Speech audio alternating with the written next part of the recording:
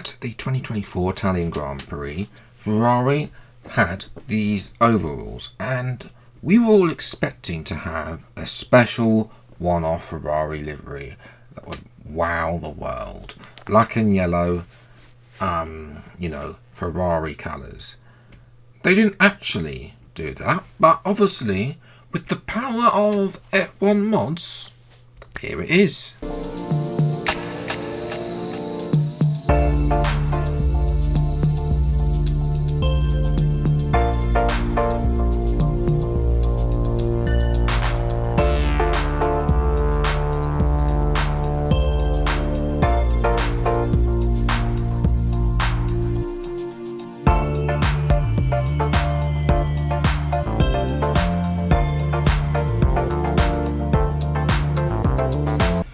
Now it does look a little bit like a Renault, I'm not going to lie, but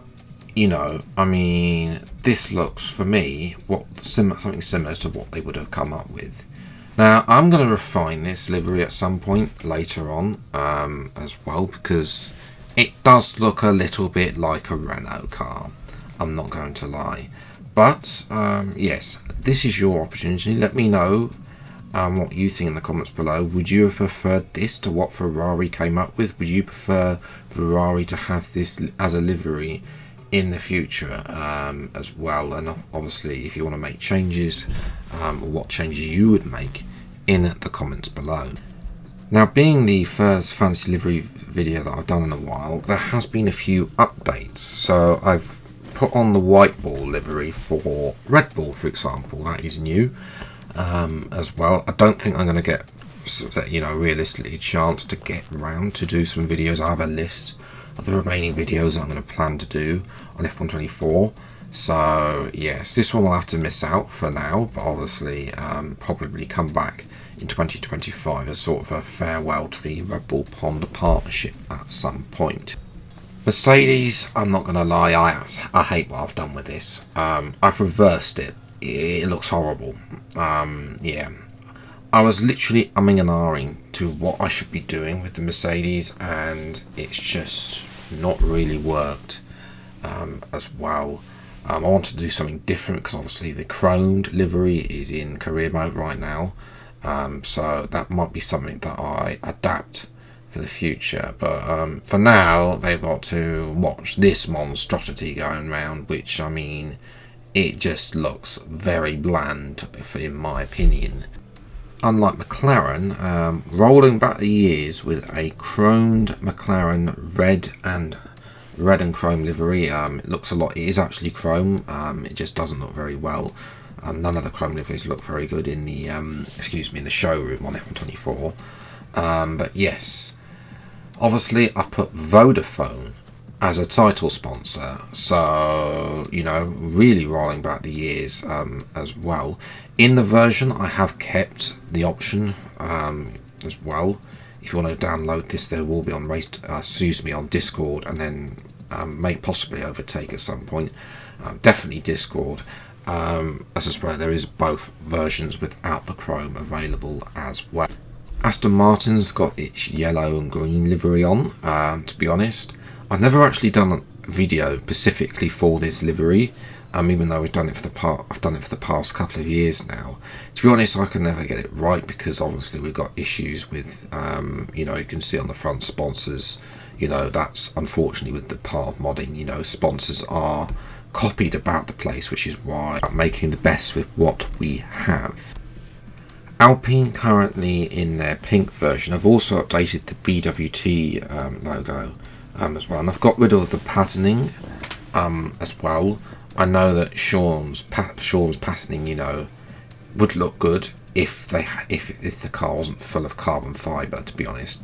But yes, it is in a fully pink livery as well, with the updated BWT logo. Then we come to what might be my favourite livery, the Toro Rosso. Oh yes, proper livery. I wanted to put the old, they used to have this like art ball, which is, as you can see, is on the front nose. However, I tried to put that on the main of the car, and it just did not want to work. You know, I had to split it up into like 3 bits, and I just didn't have the time to make them line up properly. So yes, it is, though, in my opinion, much better than what we currently have. You know, and that is a proper historical Toro Rosso livery. Penultimate team, because not every team has had an update because future episodes, but Sauber as well. Yes, I need to find another sponsor to replace Castrol on the Alpine, which I forgot to do as well. But yes, obviously Castrol is already confirmed as a sponsor for that team as well. So yes, that is on the car as the main sponsor as well, in the sort of traditional white and black Sauber.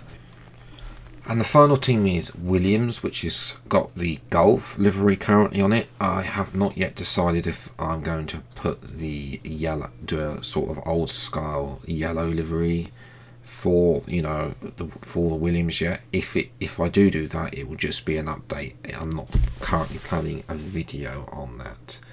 But yes, those are all the liveries. It is time though for a race at the Italian Grand Prix, of course, at Monza as well. I'm going to be driving as Charles Leclerc as well. Now, something in my back of my mind says there is a black and yellow helmet lying about for either Sainz or Leclerc.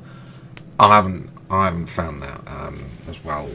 If you know where that is, let me know in the comments below. But yes, obviously I'm updated any of the team livery as well, because I haven't had time to do that either, which is why also in my limited time that I had, it's also a 25% race. I will try to get some longer races for these episodes, some 50% races in the future done, but for now it's 25% race, starting on mediums and finishing the race on softs in my classic fashion. From 5th place on the grid, 5 lights for the Italian Grand Prix, and away we go. It's a much better start than Piastri and Perez as well. Can I go around the outside of Perez? This will give me the racing line into turn 1. Perez will have it the inside. I'm going to give him space on the inside, but then out the inside for turn 2, and able to cut across and take third up to third as well. Sainz and Norris starting to run away a little bit on their soft tyres. Perez going to go around the outside. Stroll's made a good start as well. He's up to 5th place as well in the Aston Martin as well. And Stroll's actually going to have a go at Sergio Perez as well. Piastri's having a thinking about going, but he doesn't fancy making it 3 wide. But just like always, Stroll takes the cursed curve at turn 2 and is unable to get the better traction.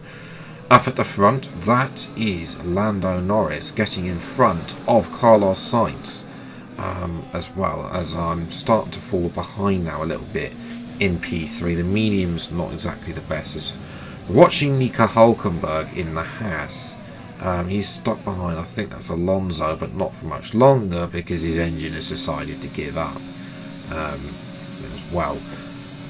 Yes, back to lap 3. Perez has got DRS, but he takes the inside line here as a Sky, and I'm just able to, you know, dance the outside. Can I keep it moving? I'm going to keep to the racing line, force Perez to the worst line for Ascari as well, and keep that position as we're watching there. Alonso having a go at one, I think that's Sonoda. They're going 3 wide behind with Ricciardo. I think that must be Max, one of the Saubers there, as well as that's Norris and Sainz battling for the lead once again, and Norris able to retain the lead for now as well. His pit stop phase will be crucial as well. I've got Stroll all over the back as well, having a go. I'm going to defend the inside. It allows me to cut across for turn 2, which is not how the AI defend, but it's how I defend that corner as well. And that is actually Bottas. He's going very slowly. Surely possibly another driver out of the race as well. But as we're watching, this is, excuse me, that is Max Verstappen battling with Lewis Hamilton in the ugly Mercedes and Verstappen, they've not made contact. Verstappen is, and Bottas is still going. Puncher, rare puncher there. As well for the Sauber, he will be stone dead last, where the Sauber usually is as well. Now, with people making their pit stops, Norris has been able to undercut Carlos Sainz and gain an advantage. Piastri as well, you know, he's dumped the cars behind and is able to make that move ahead of Perez. I'm going to come into the end of lap number 8 onto lap 9 as well. Might have what I think in hindsight, lap early could have been done, but I've not done many 25% races on F123. 2.3, that's very good. I think that's the best I've ever seen in recent years, since we had the 1.6s on F1 2016. Can I get in front of Piastri? No. That is going to be a bit tough. And what I'm going to do is put the ERS into hot lap and chase them down.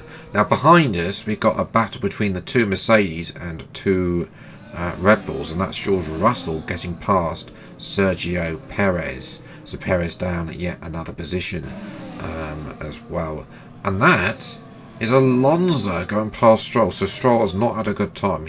He's on the hard tyres and is going backwards, as is Perez, who's now falling behind his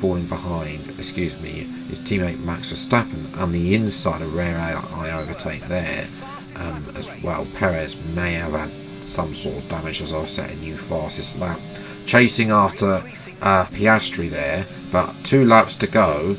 I can see where Norris is, I can see Sainz, but I don't have that much pace, to be honest, as well. I thought about going for the move Ascari. In hindsight, I should have done. I should have gone for the move, but I decided I wanted to stick behind because, you know, I actually lost time to Sainz. If I had not done that, made the move, would I have been in Sainz's DRS? Would have had Piastri come back at me? So there's another new fastest lap. I'm going to get Piastri now, round the outside turn 1. As well, I give him the room. It's a textbook manoeuvre up to P3, back up to P3. As well, but yes, round the outside. This is just, you know, it's a lovely move, very clean move there as well, and up to P3. As we watch Verstappen, he's caught up to George Russell. This is for P5, and Verstappen will go through on Russell as well, and that is Lance Stroll. Remember, he was running P4 at one point. He's now way down the grid, P16, something like that, battling one of the Slaubers as well as Zhou Guanyu. As Piastri's having a go. This is not over, down to Parabolica, but nothing doing there. As well, I was going to try and keep as much ERS as possible. Look, I've taken 2/10 out of Sainz. Norris is actually extending his gap as well. Obviously the AI, questionable straight line speed at times sometimes as well. You know, I have put it on hot lap, but yes, slightly you need to save a bit of ERS, but I don't really quite have enough tyres left. As we're watching Ricciardo, he's having a go at one of the Alpines, not able to make that move stick though after taking too much of that cursed curb at turn 2. And look at the tyres now, the lefts are screaming out 24%, 25%, and compared to the right hand tyres, as Piastri's all over the back of me there. You know, as again, maybe in hindsight, I should have, well, pitted a little bit a lap earlier. Yes, that would have been more tyre wear now, but perhaps potentially I'd have had time to have a go at Sainz and possibly Norris. But it is P3. Checkered flag. Thank you. I think Marcus turned into a robot there.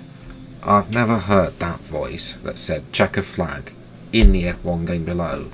If you let me know in the comments below if you have.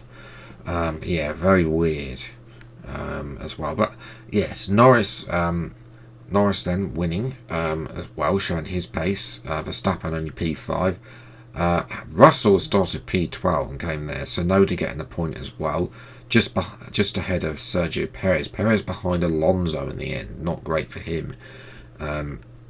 as well, and well, Stroll 16th. Yes, he was running P4 at one point. But yes, I hope you have enjoyed this little visit on F124 with the fancy liveries.